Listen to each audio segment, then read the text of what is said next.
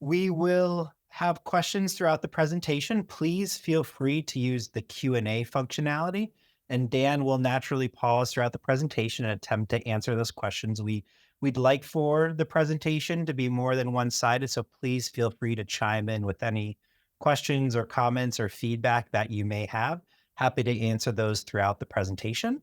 We will aim to end the presentation around 1:45, so we do have around 15 minutes for any Q&A at the end. So if you do want to wait to the end, either to type your question or to voice it verbally, let me know and I'm able to allow individual folks to chime in and ask their questions in that manner.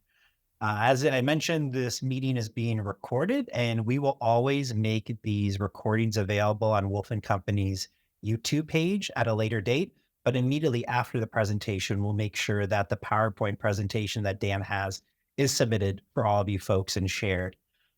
Lastly, at the end, I will chat a survey link for ISACA New England to collect any and all feedback related to improving these webinar series that we do monthly. So any and all commentary that you folks have is much appreciated. So without further ado, I will turn this over to Dan. Dan. Thanks, Todd. Appreciate it. So excited to be here this afternoon with everyone that's joined. Thank you so much for hosting me and presenting on the crisis management topic and closing your gaps in your response and recovery puzzle. When I am doing my advisory services and my V business continuity coordinator services, everyone's always asking, what's the next step after we've built, a business impact analysis or risk assessment, a business continuity plan, and we maintain and we test and we train our people on that? What's the next step? How do we become more mature? And we're going to be exploring how you can do that and take your business continuity program, but also other response programs like incident response programs from a cyber perspective, emergency operations plans, and from a public sector perspective, and incorporating those and working in unison. So a brief agenda this afternoon. We're going to go through some brief introductions, and then we're going to get right into the meat and potatoes of it, walking through crisis management and highlighting some really good conversation and topic surrounding what is crisis management and the key components so you can incorporate that into your programs. We'll also have that dedicated time at the end for questions. And by all means, throughout the presentation, if you have a specific question on something I've touched on, by all means, put that in the Q&A. I'll be happy to answer that along the way. I think that helps add something to the presentation, and other peers may be thinking similar thoughts. So it is wonderful to be here. Again, my name is Dan Poucher. I'm a business continuity services practice leader here at Wolf and Company. I've been with the firm going on 5 years now. I can't believe it. I do all things business continuity, kind of around the business continuity life cycle. So business impact analysis, business continuity risk assessments, business continuity plan development, tabletop testing, disaster recovery test observations, audit work, sort of training, sort of everything around the universe of business continuity. I have my toes in. I'm a certified planner in the space, and I execute all of our advisory services here at the firm, as well as our V business continuity coordinator services as well, which we're a little bit more involved in versus an advisory role. I also work inside our incident response advisory services group, which is more on the cyber side of things. And I also sit on the board of directors for the Association of Continuity Professionals, ACP, if you've ever heard of us, the Greater Boston chapter. So happy to be here. Very excited to share this presentation with folks on the line. So where do we begin? What is crisis management? And I brought in the definition from the FFIEC guidance, which is one of those best practices, best standards that we at Wolf, in what I typically will look at as a robust framework from a business continuity perspective. Crisis or emergency management is the process that allows recognition of a crisis, activation of a BCP. So something implicates a plan, implicates the BCP, and management of emergencies. Crisis or emergency management includes the ability to recover from a major event through predefined leadership and communication. So it sounds like business continuity, right? Something implicates the business continuity plan. We have to determine how severe or impactful it is to the organization as a whole. And we have to determine if we're going to kind of keep an eye on this and get our arms around it using minimal resources or activate a full business continuity event. But at times there could be a disaster that is multifaceted. It could be, in the world we're living in, a cyber attack, right? That has BCP implications, which causes us having to work through two different response structures. So we want to make sure in our crisis management world, those things are talking and pointing to each other in a successful way. So we're not getting hung up or experiencing larger roadblocks or challenges trying to sort out or figure out who's responsible for what, or who's taking the lead on certain roles and responsibilities, or what framework are we following at certain points of times, depending on where we are during a disaster. Regardless of what type of scenario occurs, there must be consistency in how organizations respond, recover, and restore, right? It's not only to that initial response, we also want to make sure we remain that consistent message in our response through our recovery and into our restoration. And we always hear that term. It's not if, but when things are going to happen. Cyber attacks are running rampant. We hear about this in our professional lives, in our personal lives. This I see as a, front runner, as what's most likely to happen to you. Things that are keeping folks up at night is that cyber attack happening. Every time we put in new mitigating controls, there's things that, cyber attackers and threat vectors are doing to get out and around them, and we just can't keep up. But naturally, cyber attacks, depending on the severity, can increase those chances of activating a business continuity event as it has large operational impact. So it's not if, but when. We have to be prepared for this. We have to continue to grow our maturity. And that next step is through crisis management structures. So when we think about activation, right? Like I was just saying, sometimes it can be both. Sometimes in a cyber event, we have to right away activate our business continuity plan, and we have to ensure that those things are talking sufficiently to each other via the teams, the roles, the responsibilities, the policies and procedures. What direction are we moving in? And emergency management, in the emergency management world, something that is outside your business, right? You're sitting in a community that's having a large flooding. Up where I was, I'm in the top right corner of Massachusetts, and we just had heavy, snowstorms over the past weekend. We had a nor'easter come in, but we also had large flooding by the coast in Newburyport, Massachusetts. So depending on where you are geographically, there could be disasters that are out of your control, but pose operational impact that cascade into reputational impact if you cannot produce or execute your service lines. So we have to think about, do we need an emergency management plan, or have we done the due diligence with local officials, police, fire, emergency management planners, so we understand what their piece of the puzzle is going to be and how it impacts our response, right? We have to do that due diligence. I always say my background is actually in emergency management. I always say you should never hand out your business card at a disaster. It's really important to get to know the folks at a minimum that you would be working with, whether that is your vendors, local state officials, planners, etc. Dig in, make those relationships. I once talked to one of my clients. They have regular quarterly meeting with the local FBI office from the cyber division to make sure that they're keeping each other up to speed on anything each other are learning, just to maintain and establish that relationship. So there's not any, surprising facts or changes if they both had to work together during an incident. So it's really important as a start is to figure out what are the audiences, right? All right, we have our own BCP. We have our own, say I'm working at, a financial institution. We have a business continuity plan. We have an incident response plan. We have to make sure that those things are up to date, right? Do those things speak to each other sufficiently? Would they work if we needed to activate them both in unison? And then maybe we need to look outside our four walls and look at what's the emergency management structure look like around us, municipality, at the state level, right? And how we connected with those officials to make sure that what we document and how we plan to respond is complementing what they would respond to and how they would respond. So it's very important to align all of those resources.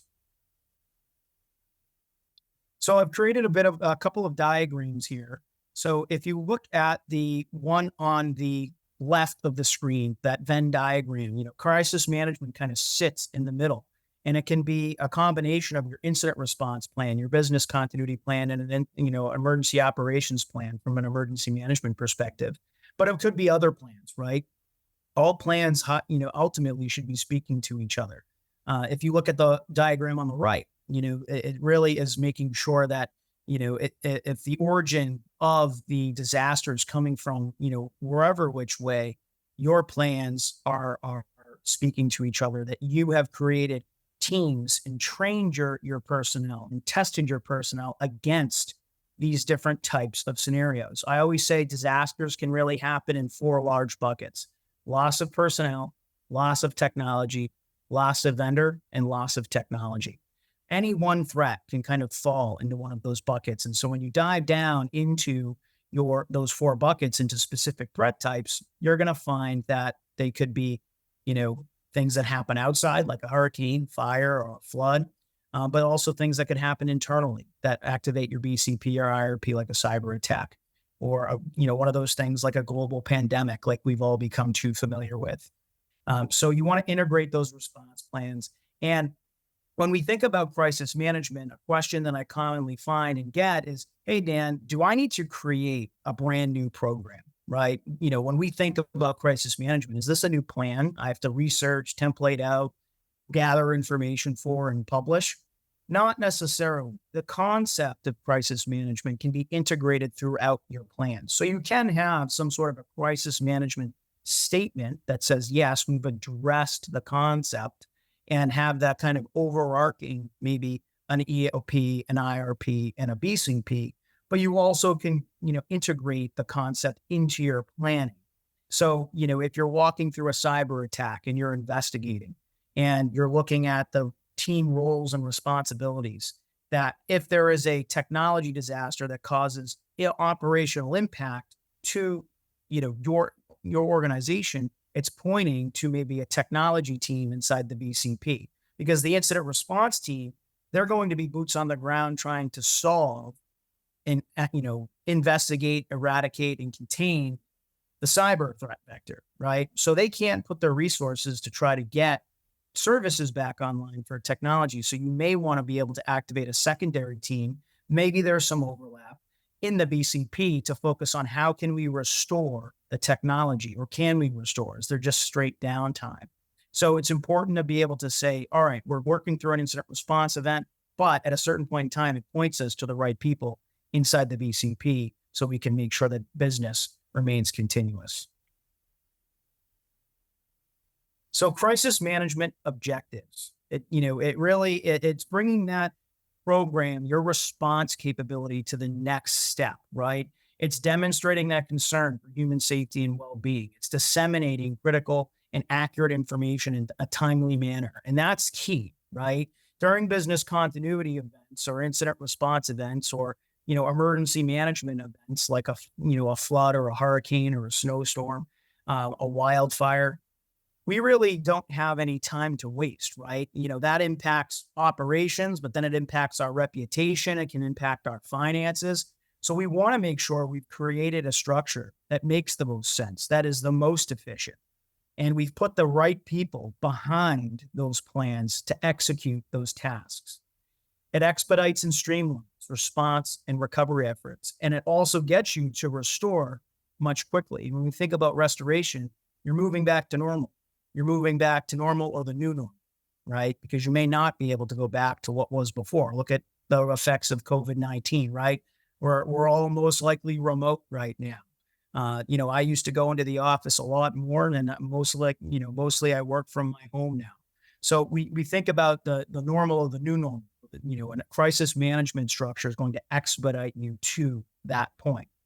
Of course, when we think about any type of response program that we develop, maintain, and test and train our personnel on, ultimate goal is to protect those companies' assets, and minimize that impact and loss. And reputation, right? We're going to be going through a couple of case studies that most folks probably are familiar with, where reputation can be easily tarnished. There's always going to be a few folks that are going to be unhappy and not going to be satisfied no matter what you do, right? But on a larger scale, have we put the time into, into our communications? Do we know when we should be issuing communications or what those communications should say? Have we templated out sample media statements in our, current response plans, whether that's a BCP, an EOP, or an IRP? So those are already approved by the board, so we can issue prompt communications. Do we understand what platforms or channels we would leverage first versus second or third? So these are all things we want to think about and incorporate inside not only day-to-day BCP, IRP planning, but when you're thinking about the larger, more mature structure and integrating crisis management, you want to integrate those things as well. Here's some freebies, some best practices for you. Again, I can't emphasize enough, develop a plan prior to the event. I've kind of harped on this a little bit, but again, fail to prepare, prepare to fail. That's Ben Franklin's, one of his most famous quotes there. We want to stay ahead of the curve, always be incorporating new threats, new trends, things we're seeing in the industry. And understandably, I do business continuity every day of my life. The excitement level of folks inside our organization sometimes is not there, or they don't understand the importance of this. And I often equate, I try to create the line, but if so folks can understand on what business continuity or response documentation is. And I often equate it to car insurance. If we all drive a vehicle, we all most likely have car insurance. I hope you do.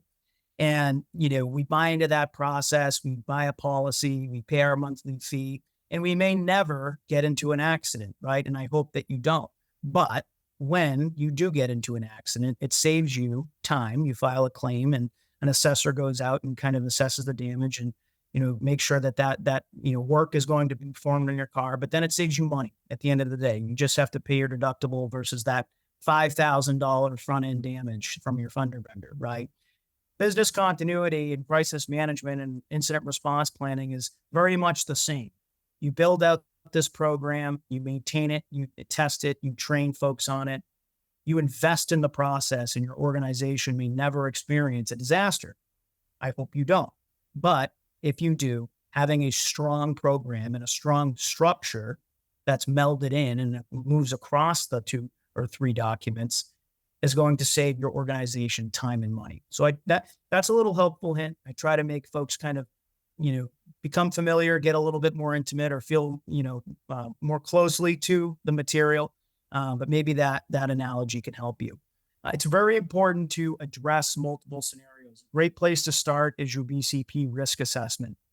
You want to look at what are my most probable, impactful, high-level threats. So these things could already be a part of your business continuity plan or your incident response plan, but are there more, right? Have we looked into those moderate risk threats? And maybe, this is something that I always see come out on a risk assessment, at least for financial institutions, is sabotage or fraud, right? I always see it risk assessed as a moderate risk threat on every risk assessment for the most part that I do.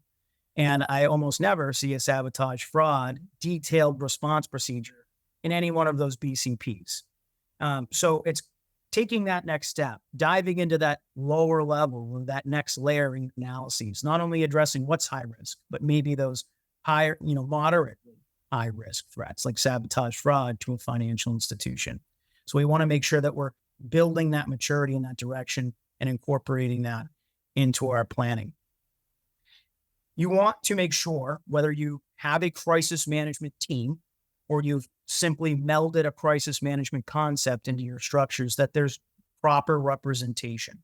That if you're going to have a true crisis management policy or plan, that there's directive from a crisis management team that's going to be activated and then decide to declare a disaster in lieu with executive management if that's not the crisis management team already, but then going to appropriately activate cascading teams, possibly in the incident response direction or in the business continuity direction, or both. You always want folks to have experience or authority, have those backups, and always remember, if your organization may be on the smaller side and there may be not an ability to have, there may be a lot of overlap on your business continuity teams. If you have more than one, you can always delegate, and just always remember to track the items that you delegate to completion.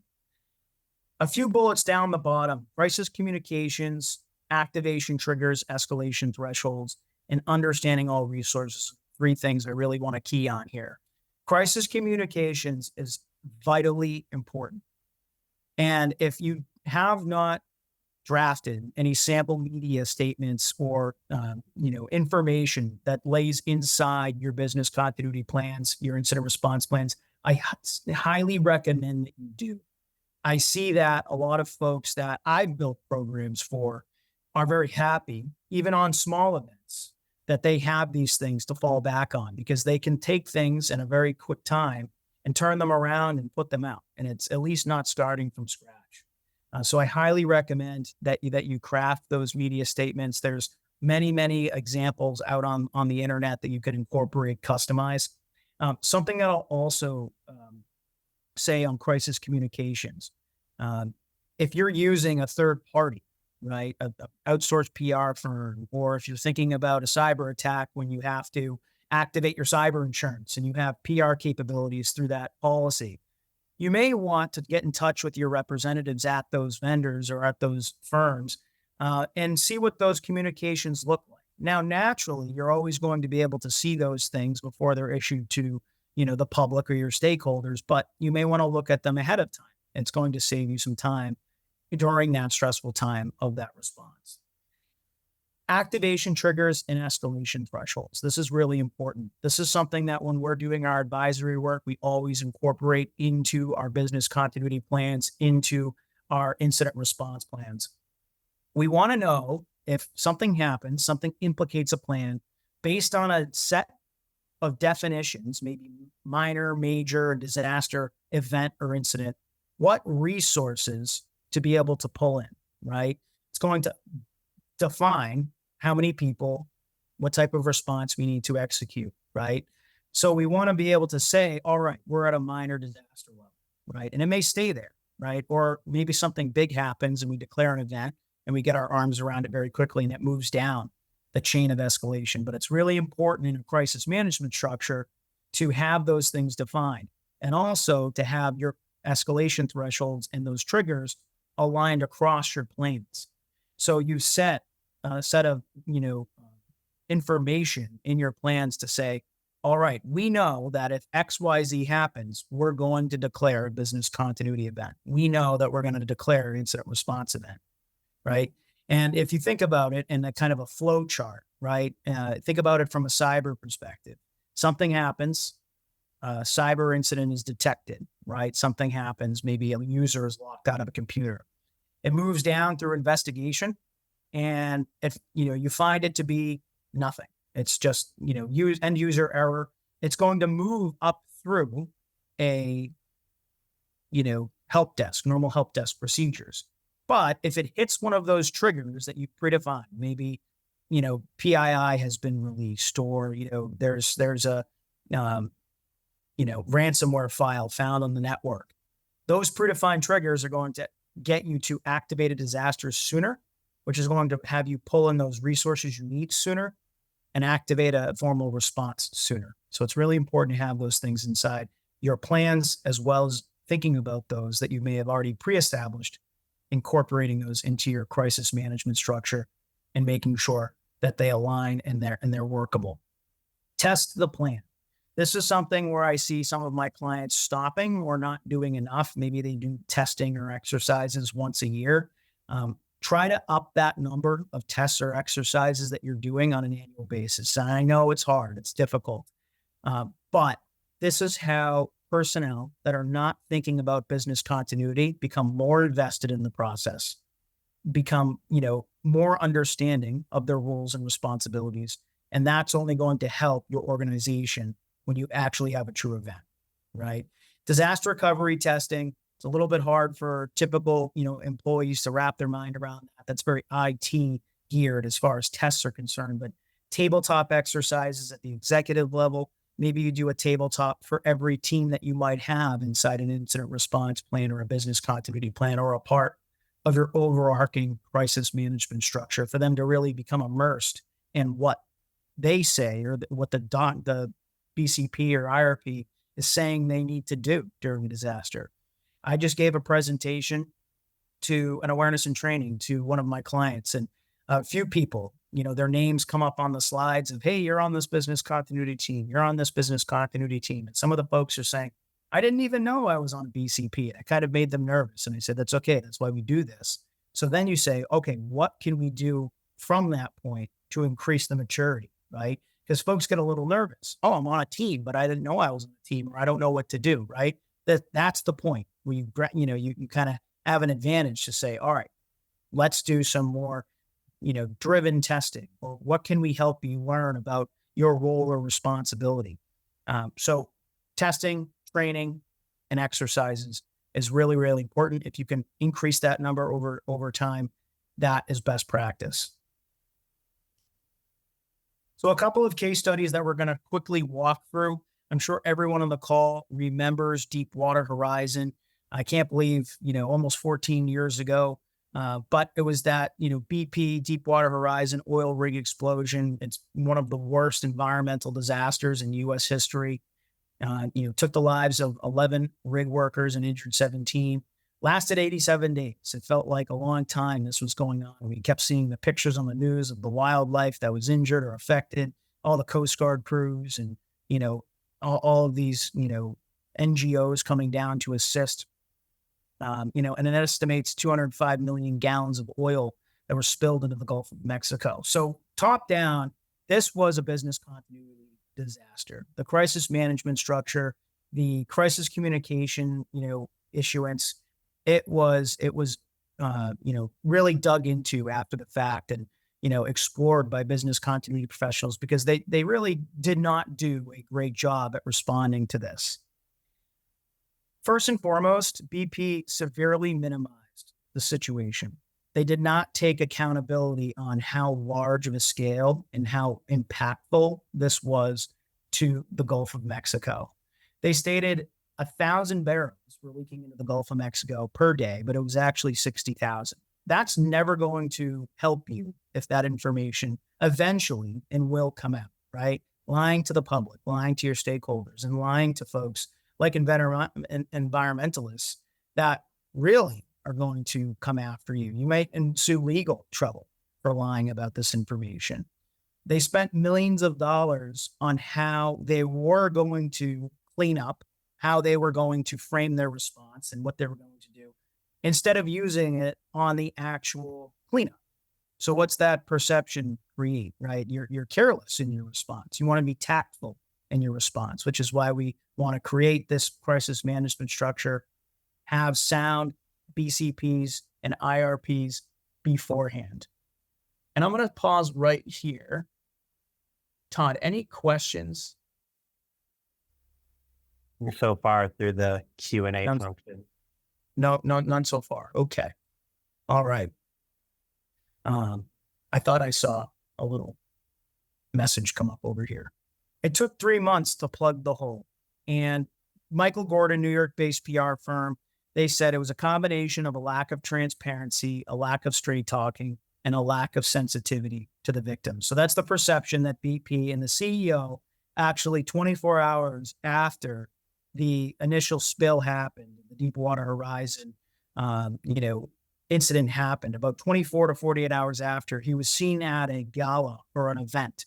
And he was interviewed by the press, and he said, no one wants this, to be over more than I do. I'd love to have my life back. That was his attitude towards the public, right? So these are things that are obvious to us that we would not do or even think to do. But it happens, right? And it's all because there was no crisis management structure. There was no formal line of response, BCP, IRP, EOP in this case, working together. The right resources were not pulled in. The public communications, they were not issued in succession together. They were not saying the same message. The priorities of BP were not there to help protect them down the line. You want to be seen doing the most you can based on reason and, hoping that the public understands and agrees with your response. BP was very careless in this case. Overall, I don't think this is news to folks. Unprecedented loss of an impact on wildlife. By the next year in 2011, the market value shot down. Company had paid over 40 billion in costs associated with the cleanup and recovery. The company paid $4.5 billion in criminal penalties, the largest in U.S. history at the time. And really the message here is billions and billions and billions of dollars were poured out into multi-different reasons, because their response, recovery, and eventually restoration was messy, right? So we want to think about these things. We really want to put the time and energy into growing our maturity in business continuity, in incident response. And sometimes it's hard for us to get the backing because these things don't happen every day. But if we let these things become stale or collect dust on the shelf or not, continue to be updated or tested, or new folks join the organization and they don't even know that there's a business continuity program at the organization, this is where we can fall short, right? We want to do as much as we can so that when something does happen, folks are absolutely sure of themselves to respond, right? We have the proper backups in case folks aren't available. In a former life, I was a call fireman, and I went through a 16-week fire rescue training academy and worked on a department for a few years. And you pull up to these medical calls or these house fires. One time it was a 3-alarm church fire, fire shooting up through the steeple of the church. And you pull up to it and you're like, oh man, do I know what to do? Right? Just by human nature. And you take a step back, get off the truck, and you always fall back on your training, right? So that's why it's so important. I never, you might pull up to it and have this gut reaction on, oh man, I hope that I know what to do. But if you've trained and you've tested and you're familiar with what to do, you're never going to skip a beat. So the next case study is the Wells Fargo case study here. I'm not sure if folks have heard of this. Some folks were familiar with this, some less familiar if you're not in the financial institution space. But back in 2019, Wells Fargo had a major data center outage caused by a smoke condition when they were doing routine maintenance.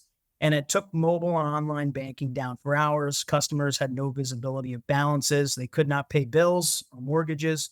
And it was the second outage in the course of a month. So customers are already frustrated. This is actually a tweet. And if you look at the time, it says 4:47 a.m., excuse me. And I don't necessarily know what time zone that is, but that's very early. If you look at the tweet, it says it's too early for Wells Fargo to be ruining people's lives. Mobile app down, website access down, account access by phone down. Folks' cards are getting declined. ATMs are screwed up.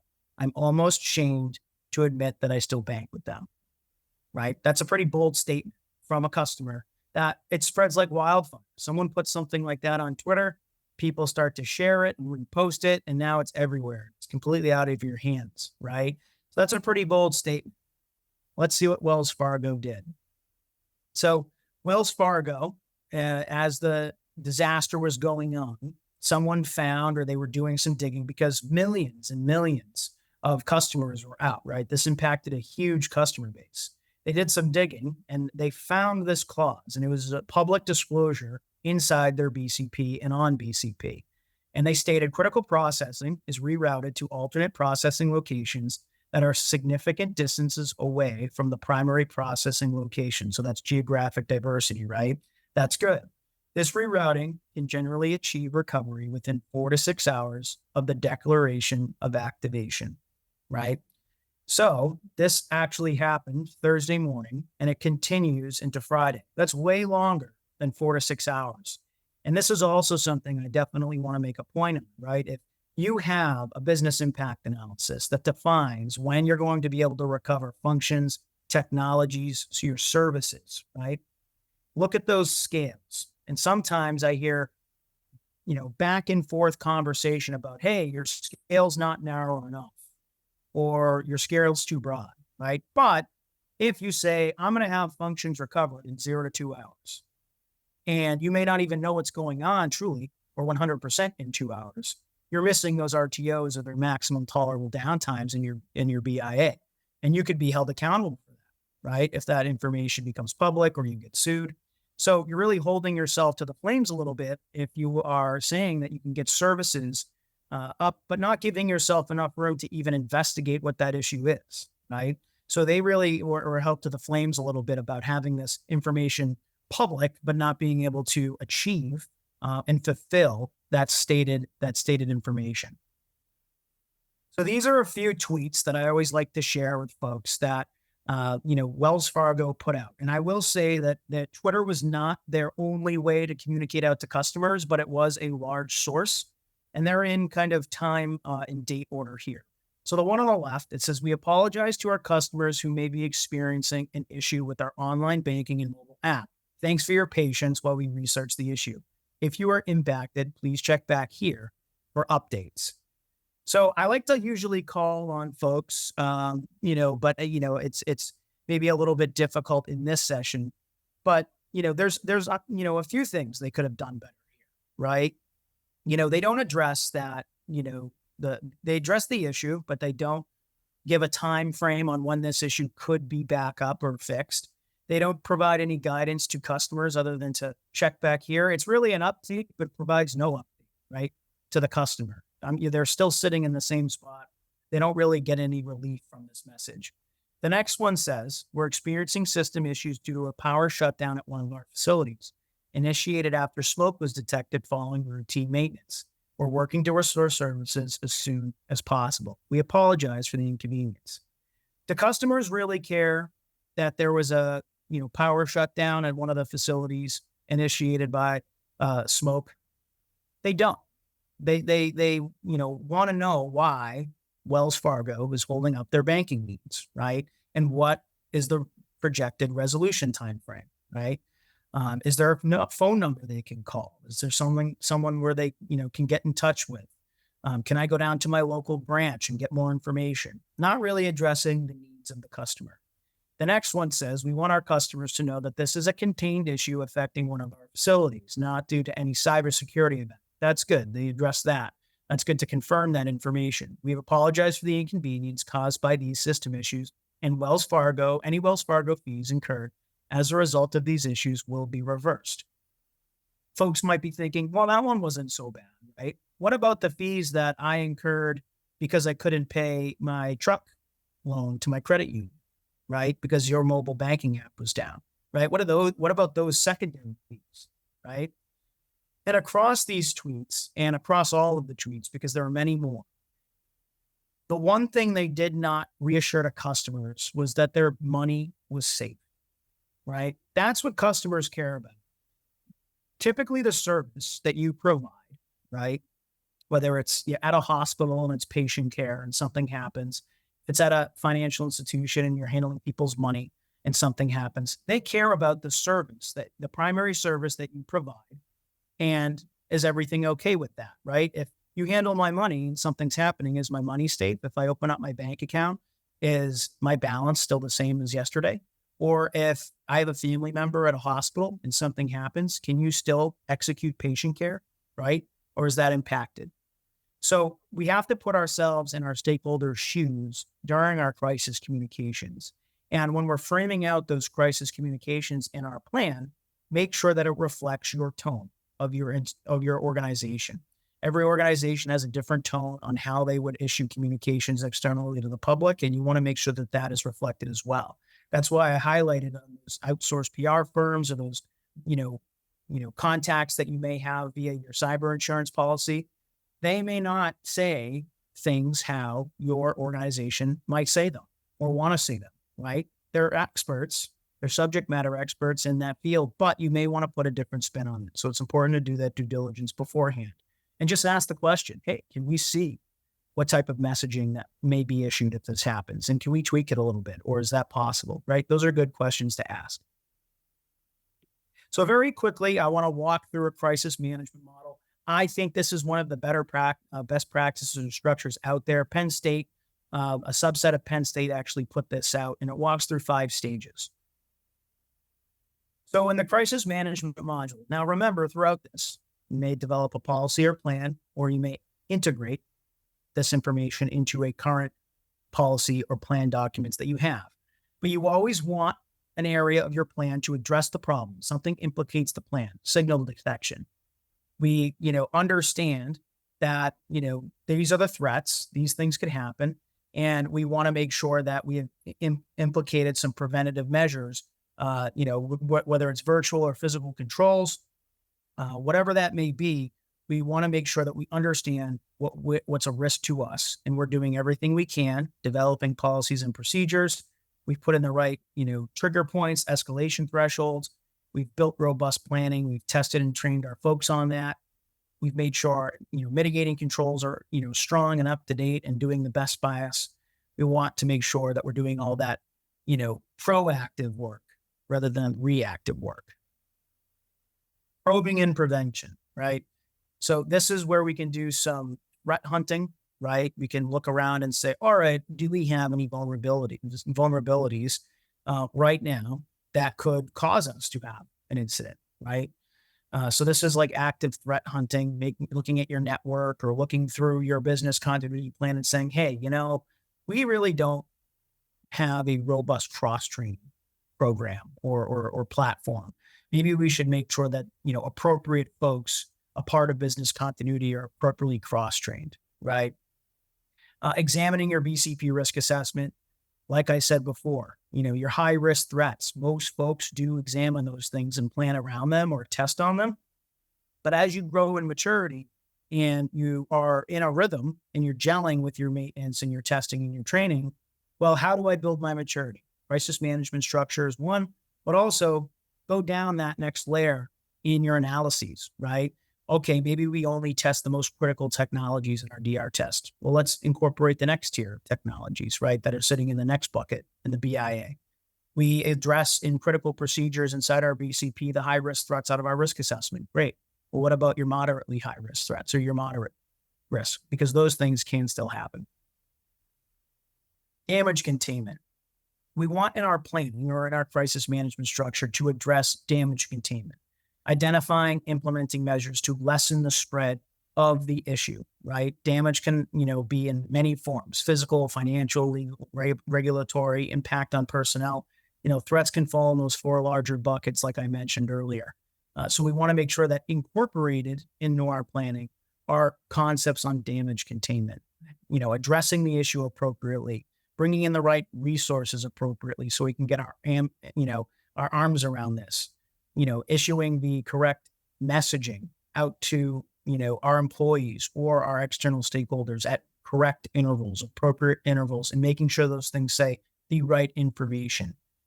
Tracking the incident to completion, tracking your business continuity tasks via an incident management type of structure, right? And you're consistently tracking your incidents via an appropriate incident management structure between incidents, okay? We talked about restoration and recovery. How do we eradicate the issue and then return to normal operations? And I have two asterisks next to restoration because this is sometimes an area of business continuity or incident response planning that I see missed. Sometimes it's left out. Okay, we responded, we recovered, done. We can close the incident. But if you think about a stone or a pebble and you drop it in the middle of a pond, it's that ripple effect, right? And depending on what has happened, you may still feel the ripple effect from that initial, boom moment as you move right of boom for quite a while. Say a building, your headquarters location burns down.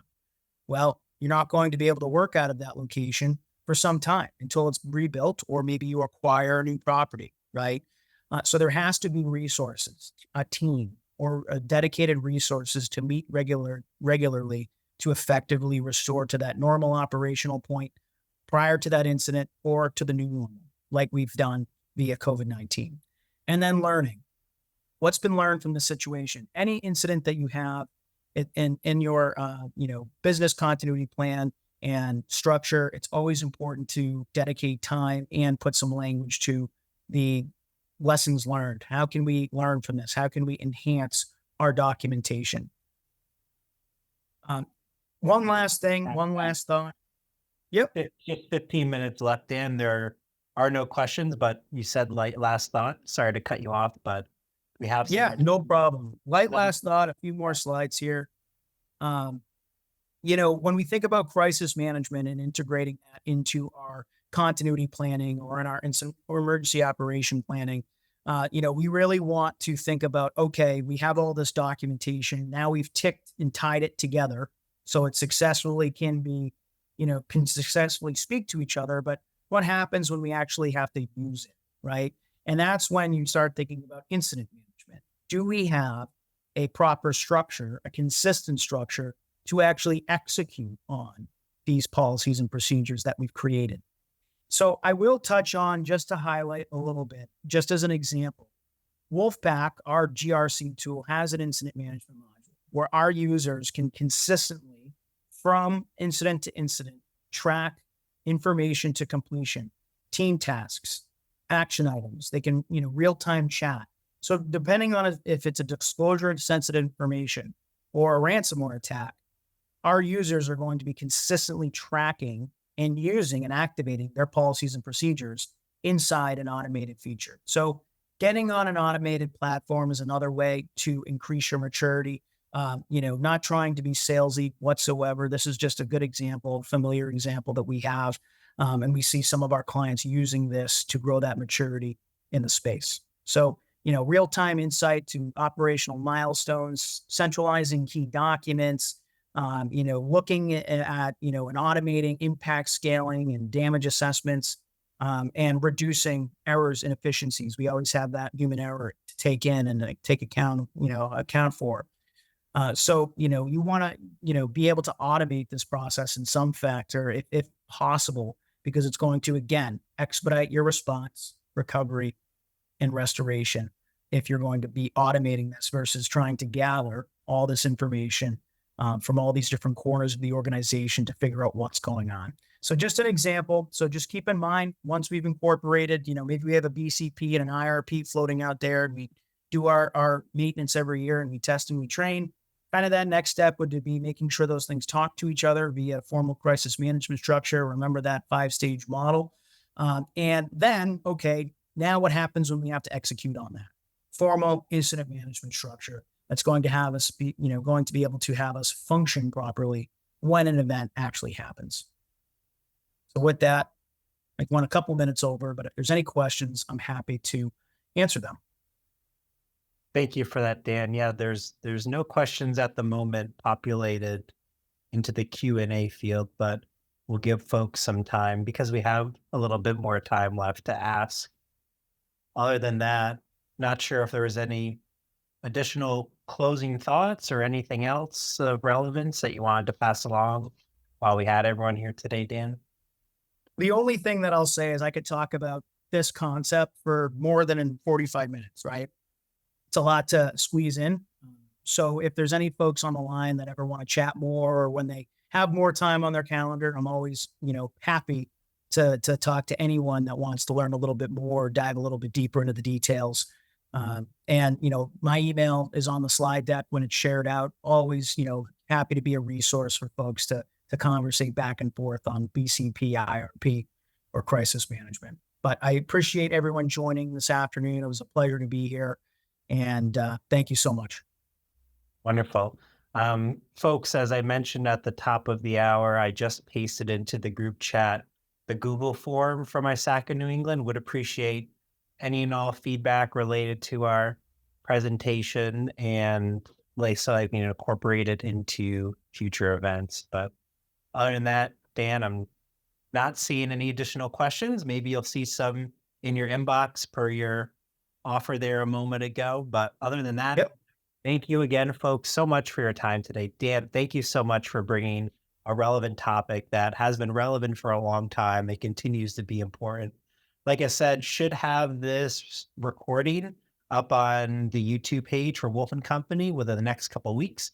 But Dan will make sure that your PowerPoint presentation gets out to the relevant folks through the ISACA New England address. But other than that, thank you everyone for your time. Stay warm. Take care.